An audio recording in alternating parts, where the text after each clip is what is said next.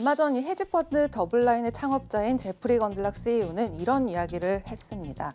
조만간에 터질지도 모르는 테일 리스크에 대비하기 위해서 금은 현 시점에 적합한 인플레이션 헤지로 볼 수가 있고요.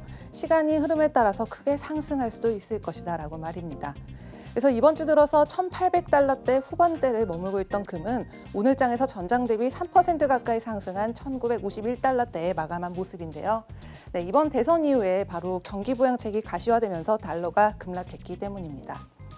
모두 아시겠지만 금은 정말 정치적인 혼란이나 이 재정 확대, 이 양쪽 모두에 대비할 수 있는 헤지 수단이기 때문에 오늘은 이 미국 대선과 금이 가지고 있는 의미를 들여다보도록 하겠습니다.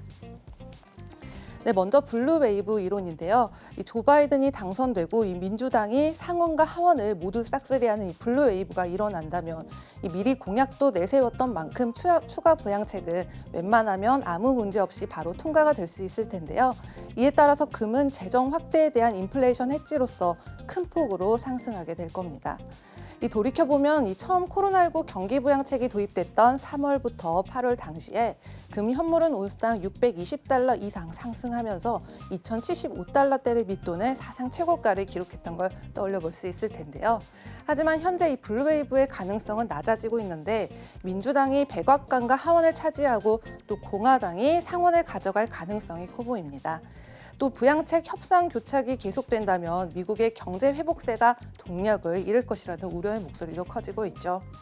그렇다면 코로나19 부양책은 금의 반등세에 어떤 영향을 끼칠까요?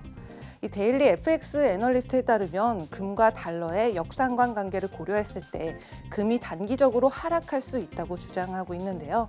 대선 결과 발표가 법적 공방으로 이어진다면 변동성이 상승하게 되겠죠.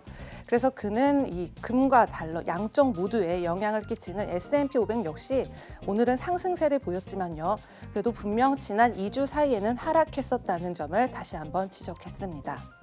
그러고 보면 이 S&P 500은 10월 12일 바이든이 트럼프를 두 자릿수의 지지율 차이로 앞서고 있다는 설문조사 이후에 3,500을 달성했었고요. 오늘 장에서는 2% 가까이 오르면서 3,510.8에 마감한 모습입니다.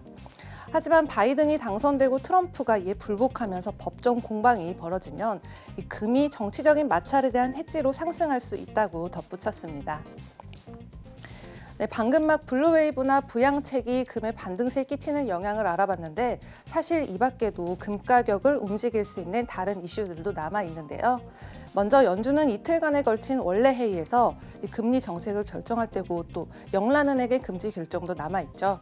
그래서 먼저 연준은 금리를 이 제로에서 또 영란은행은 0.1%로 유지할 것으로 예상이 되는데 그 직후에 있을 기자회견에서는 달러와 금에 모두 모멘텀을 실어줄 수가 있겠습니다.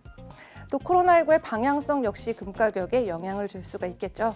그래서 현재 프랑스와 독일은 봉쇄령 상태인데다가 영국 역시 비슷한 상태인데 이 코로나 신규 확진자 증가 추세에 따라서 금 역시 상승할 수 있다고 의견을 내세웠습니다.